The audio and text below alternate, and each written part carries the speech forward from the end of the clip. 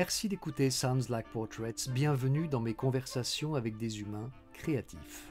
C'est Philippe Ingard. Si vous aimez ce podcast, n'oubliez pas de visiter soundslikeportraits.com et de vous abonner sur iTunes, Spotify, Stitcher ou Google Podcast. Merci. Sounds Like Portraits est également disponible sur frenchmorning.com. Pour ce 116e épisode, j'ai rencontré Margot Delévaux, écrivaine et journaliste à la RTS, la télévision suisse. Elle m'a parlé de sa passion pour son métier et de son feu intérieur. Oui, car il est beaucoup question de feu avec Margot. De feu, de flamme, de chaleur, d'étincelles et forcément de cendres. Vous allez comprendre pourquoi. Margot aime les rencontres, pas les simples tête-à-tête, non, les vraies rencontres, celles qui la touchent et la font parfois sortir de sa zone de confort. Très souvent, ce sont des rencontres avec des personnes exclues ou précaires ou fragiles. En retour, elle leur offre son écoute et son clavier d'ordinateur, comme si elle soufflait sur des braises et ranimait les voix de ceux qui n'ont pas de voix. Qu'est-ce qu'une rencontre réussie ? C'est la question de la semaine. Écoutez la réponse de Margot, mais pour commencer, elle m'a parlé de ce que toute sa vie, elle a toujours cherché. Toute ma vie, j'ai toujours cherché, je ne sais pas trop comment définir ça, mais je dirais le feu. Le feu créatif, le feu que je sentais chez les gens. Quand je sens des petites flammes dans les yeux comme ça me transcende et j'ai envie d'attiser ça. Et je me suis aussi surtout entourée de personnes qui ont attisé le mien. Donc voilà, ça c'était très important. Et ça a guidé toute ma vie. Et ce feu, il brûle quoi en vous ? Il se nourrit de quoi ? On va me donner des choses, je vais les faire brûler en moi et après ça va ressortir. En fait, j'aime bien justement le fait d'être juste quelqu'un qui passe des émotions et qui va les retranscrire pour ceux qui n'arrivent pas à s'exprimer. Ça, c'est très important pour moi. Donc je me nourris beaucoup de ça, ouais. Et le feu, c'est une combustion, mais ça provoque de la lumière, ça éclaire. Il y a aussi cette idée d'éclairer avec votre angle à vous. Ouais, c'est très bien résumé, je trouve. Je dis pas que ça part de quelque chose de très sombre, mais ça part de quelque chose qui a besoin d'être éclairé, justement. Et quand j'arrive à l'éclairer, alors là, j'estime avoir fait ma part du job, ouais. Ça part de quelque chose de très sombre, c'est-à-dire. Ça part de personnes qui sont dans l'ombre, justement. Justement, où les personnes n'avaient pas conscience d'avoir ce feu. En fait, j'adore voir le potentiel des gens et l'attiser, justement. Ça, c'est une de mes grandes passions. Et plus le feu est bas et difficile à attiser, plus ça va m'intéresser. Et vous-même, comment est-ce que vous avez découvert qu'il y avait un feu et qu'il y avait à l'attiser et qu'il y avait à le nourrir ? Comment ça s'est fait ? Comment ça s'est fait ? Mais j'ai toujours... Je pense que... Non, déjà, ma grand-mère qui m'a élevée à attiser ce feu-là m'a fait prendre conscience que... Enfin, j'avais énormément d'énergie et je savais pas trop où la placer. Et je pense elle m'a montré un peu comment l'utiliser. Ma grand-mère était parisienne, n'avait pas un rond et elle a commencé à dessiner des bijoux pour des grandes marques de joailliers. Donc elle se baladait dans son sac à main avec des bijoux qui valaient le triple de ce qu'elle a jamais eu. Et elle a rencontré mon grand-père qui était un pêcheur sur les rives du Léman. Et de là, voilà, ils ont eu un amour complètement inconditionnel, complètement décalé. Personne ne comprenait pourquoi une Parisienne avec, vous voyez, ceinturée, avec une veste Vichy, venait se salir les mains à écailler le poisson. Et... Donc voilà, ça m'a donné des bases, disons, où on m'a appris à brûler ce feu, vraiment à le développer. Je me suis jamais sentie bridée par ces deux personnes-là. Voilà, c'était que de la création. Chaque journée avec ma grand-mère, c'était toujours des petites phrases de poésie. Il y avait rien de banal. Chaque détail était transcendant. Et tout l'esthétisme qu'elle m'a apporté, elle m'a traînée dans un nombre d'expositions impressionnant alors que j'étais encore une enfant. Ouais, je pense que c'est vraiment elle qui a attisé ce feu-là. Cette flamme continue de perdurer. Maintenant qu'elle est plus là, mais en tout cas, c'est très précieux pour moi de la garder bien vive. Je vous pose la question parce qu'en général, on découvre son feu au travers d'une épreuve où on a risqué ou de le perdre ou de l'obscurcir. Oui. Je ne m'attendais pas à des questions aussi intimes, c'est bien. Je pense qu'on a essayé à des moments, si vous me passez l'expression, de pisser sur mon feu. Mais, mais justement, ça n'a fait que l'attiser. Mais ça lui donne aussi plus de valeur, je pense. Enfin, je sens vraiment des fois que j'ai des élans de... Enfin, je suis vraiment très très hyperactive, je fais beaucoup de choses et c'est cette flamme continuelle qui me permet justement de garder cette énergie. En fait, plus on essaie de me brider, plus j'ai d'idées, plus ça explose, plus... Oui, ça c'est vrai. Si le feu brûlait de manière permanente, tranquille, sans coup de vent, sans goutte dessus, bah ça marcherait pas. Ça c'est vrai. Est-ce que vous vous souvenez de votre première fois comme journaliste? Ça n'a peut-être pas une portée journalistique énorme, mais pour moi, ça en a eu émotionnellement. J'aime beaucoup les portraits et je suis très sensible à la création radiophonique. Et j'ai fait, je crois que ça dure une demi-heure, 20 minutes, sur mon grand-père justement qui se nourrit dans les poubelles depuis toujours. Donc j'ai eu l'habitude d'aller faire les poubelles avec lui, etc. Donc on a eu affaire à des situations assez cocasses. Et moi j'étais toujours avec mon enregistreur. Et donc l'enregistreur a eu pas mal d'éclats de poubelles dessus, des odeurs, etc. qui sont restées dans la bonnette. Et je pense que c'est la première fois où j'ai arrêté de poétiser ce qu'il faisait. Et j'ai vraiment vu la réalité du terrain. Il faisait les poubelles pour se nourrir ou quel était le but? Le but premier, c'est de se nourrir. C'est très trivial, il veut se nourrir. Le deuxième but, c'est qu'il ne supporte pas la surconsommation et du coup, pour lui, le gâchis n'a pas de place dans la société. Donc ça, c'est... Voilà, moi, il m'a éduqué beaucoup comme ça. Enfin, je jette jamais rien, ce qui peut être un problème parfois, mais bon. Et on est parti, donc enfin, plusieurs fois, j'ai même emmené mon petit copain de l'époque faire les poubelles avec lui, ma meilleure amie, et tous étaient absolument subjugués. En fait, il le fait, c'est comme un jeu. Il a une malice quand il fait ça, c'est assez troublant. Donc ce feu qu'il a dans ses yeux, justement. Et donc à chaque fois, il avait un piolet qui était caché derrière un arbre. Et donc il ouvrait la grille de l'extérieur pour arriver au local à poubelle. Et c'était mais une joie de découverte. On découvrait des fleurs, alors il me balançait les fleurs dessus. Ensuite, on découvrait des emballages complètement, enfin, vierges, complètement consommables. Et là, c'était mais l'opulence. On revenait avec 2 énormes sacs de nourriture dans ma voiture. Alors il y avait des odeurs absolument dégueulasses pendant des mois.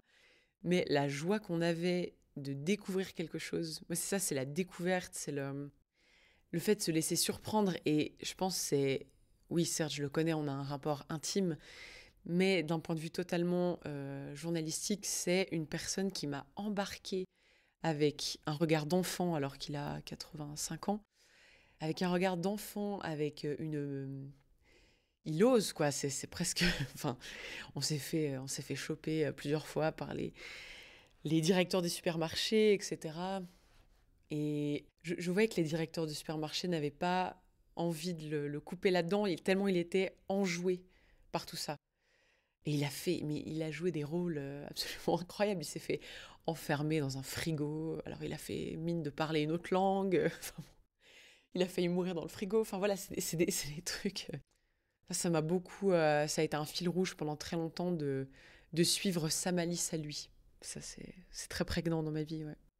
Quand on fait du journalisme, au cœur du journalisme, il y a l'écriture. Quel est votre rapport à l'écriture? Mm. Un très bon rapport. Enfin, moi, c'est.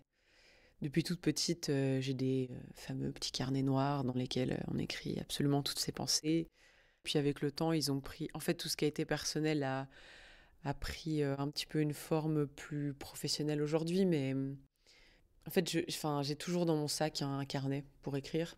Maintenant, j'écris beaucoup les phrases de mes amis qui m'entourent, qui me sortent mais des récits de vie complètement loufoques. Et du coup, je m'en nourris. Et c'est ce qui nourrit aussi les fictions que j'ai écrites. Le rapport à l'écriture, enfin, en fait, pour moi, c'est déverser ce feu, justement. C'est le déverser. Mais de manière très calme. Le mettre en ordre aussi. Non, parce que quand vous lisez mes carnets, c'est un désordre sans nom. Mais juste le garder. Enfin, en fait, il m'arrive tellement d'idées à la seconde chaque jour que je sais bien qu'elles soient apposées sur un papier et que je puisse ensuite les retrouver. Et c'est surtout le fait que parfois ça déborde et puis il faut que ce soit posé quelque part. J'ai pas forcément le temps d'aller faire du sport ou d'aller faire voilà.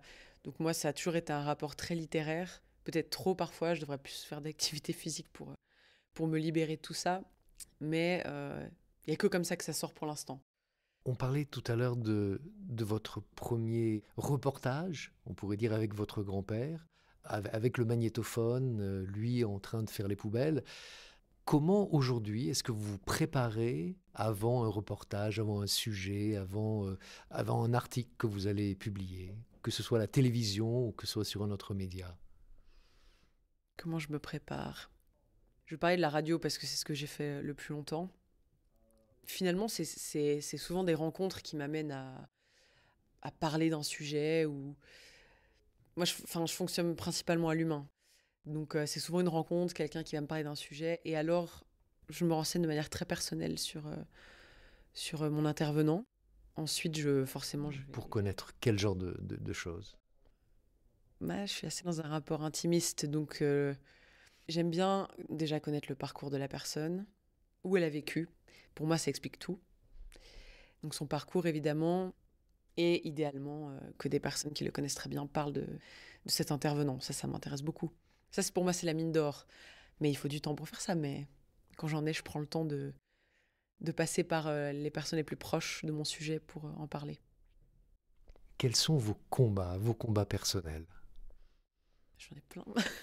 Je sais pas. Ouais. Bon, j'ai un gros problème avec la quête de liberté, l'injustice. Ça m'empêche de dormir, très concrètement.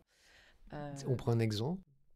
Bon, moi, j'ai une tendresse énorme envers les personnes âgées, pour en fréquenter beaucoup. Enfin, j'ai beaucoup d'amis, mes petites vieilles, comme je les appelle, donc qui ont 70, 80, 90 ans, que je vais voir chaque semaine, avec qui je parle de l'actualité, on boit un thé.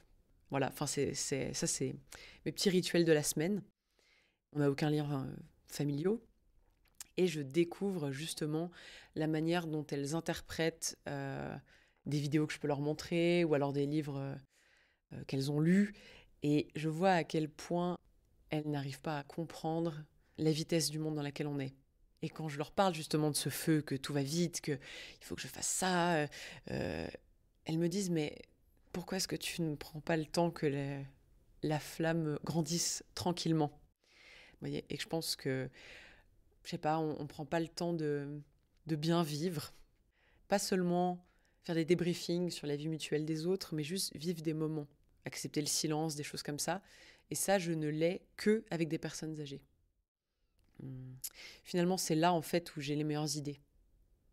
Parce que je peux en avoir 1000 à la seconde.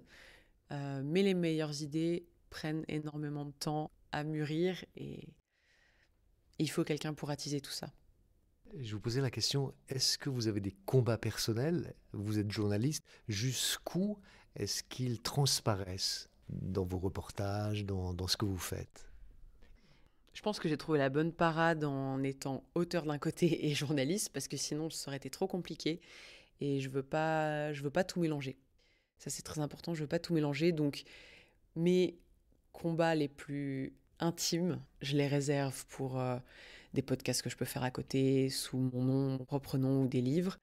Et quand je suis journaliste, alors je vais assumer, par exemple, que pour moi, l'égalité homme-femme, c'est juste ma ma priorité première. Enfin, j'ai tellement, en fait, je vais prendre la question autrement. En tant que journaliste, on vient tellement me titiller sur mes propres combats, mes valeurs, sur comment j'ai interprété tel fait d'actualité, etc. J'ai un nombre de débats par semaine incalculable avec mes proches. Et quelquefois, c'est très difficile d'être toujours pris en porte-à-faux en disant « Mais toi, tu devrais avoir un avis là-dessus.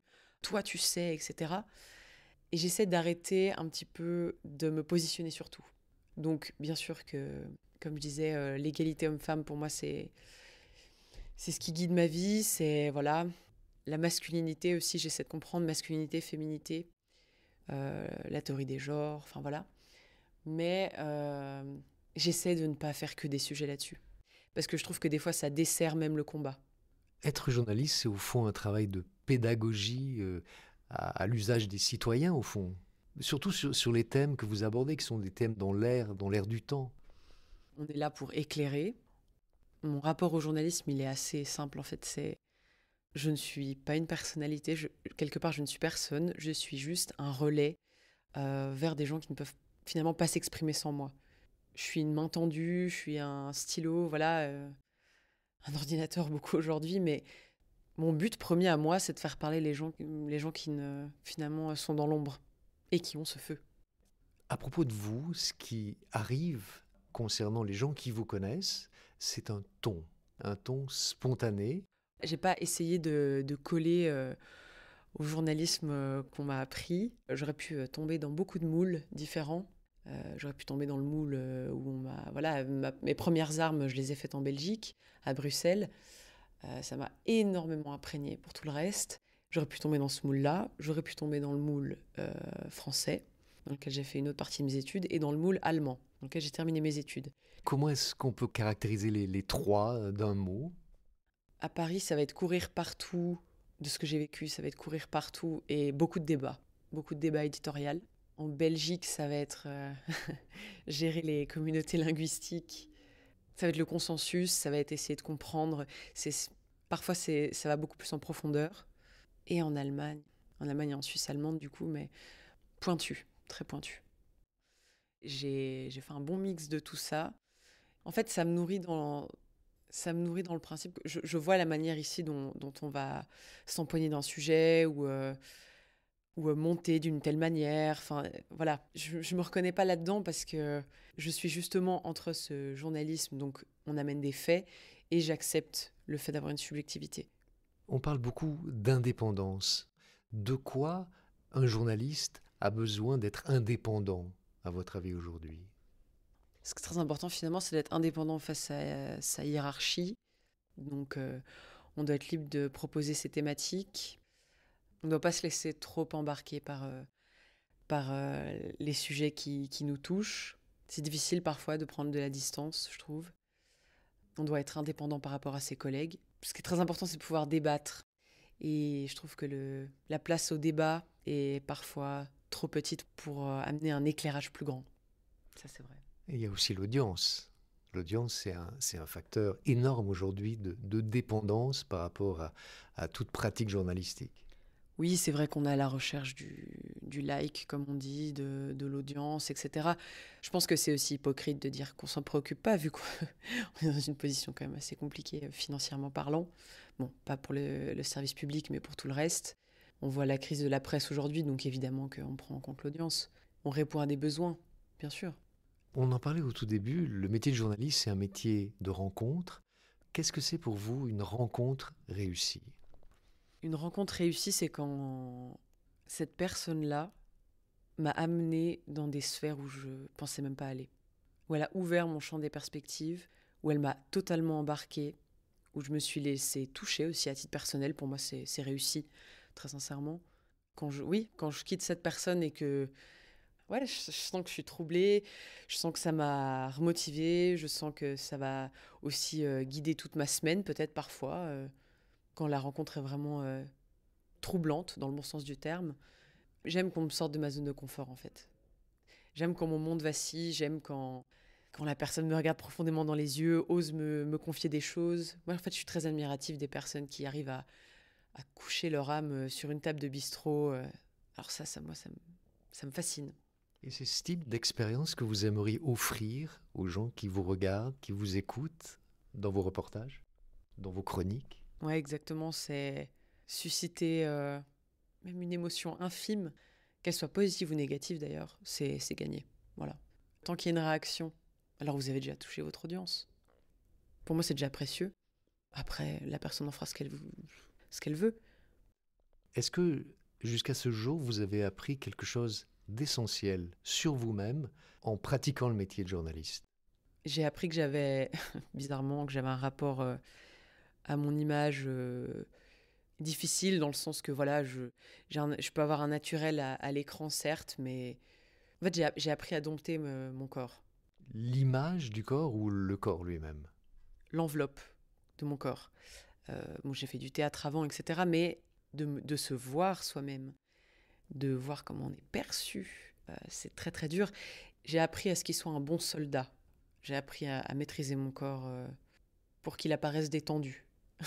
Maintenant, c'est devenu c'est complètement intégré.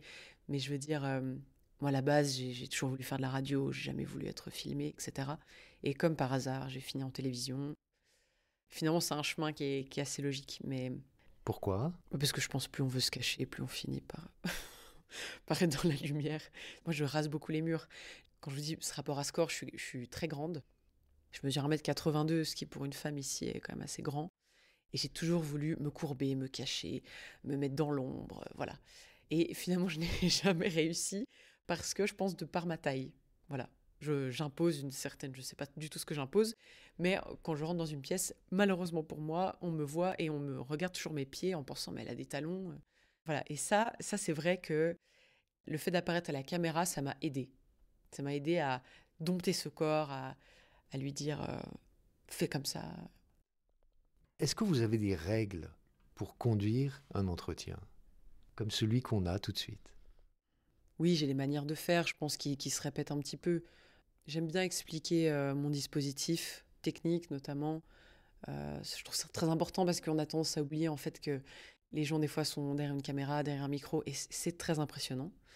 Moi, bizarrement, je suis impressionnée là, alors que finalement, je l'ai fait un nombre de fois incalculable, mais j'étais de l'autre côté. Donc ça c'est très important. Prendre conscience que c'est la première fois pour la personne en face.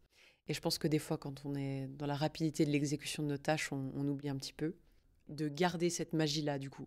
De garder cette magie de la première fois. À la fin, j'aime toujours demander à la personne si elle veut ajouter quelque chose.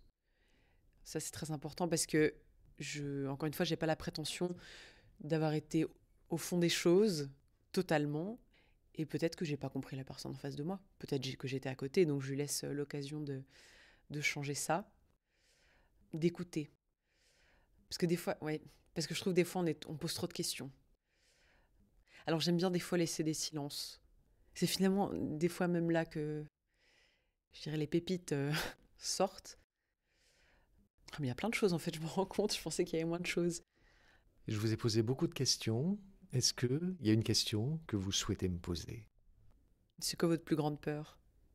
Ma plus grande peur... J'ai découvert il n'y a pas très très longtemps l'aspect positif... Non, j'ai pas découvert, j'ai vraiment compris l'aspect positif de la vulnérabilité. Et je pense que ma plus grande peur, c'était d'être vulnérable. Et j'ai découvert que la vulnérabilité, c'est la condition de la créativité. C'est la condition qui permet d'être en relation, d'ouvrir les yeux, de lâcher nos œillères et d'être en relation avec ce qui nous nourrit vraiment et ce qui suscite justement une véritable créativité. Donc ma plus grande peur, c'est ce que je chéris maintenant. Ouais, ça me parle tout à fait. Je vais sortir de la pièce, prenez le micro et ajoutez ce que vous voulez à l'entretien. Et surtout, ne laissez jamais personne pisser sur votre feu. Merci Margot d'avoir partagé votre histoire dans Sounds Like Portraits, musique Charmeuse de Serpent, composée et dirigée par Olivier Glisson. Si vous aimez ce podcast, n'oubliez pas de visiter soundslikeportraits.com et de vous abonner sur iTunes, Spotify, Stitcher ou Google Podcast. Merci. C'était Philippe Ingard. À bientôt.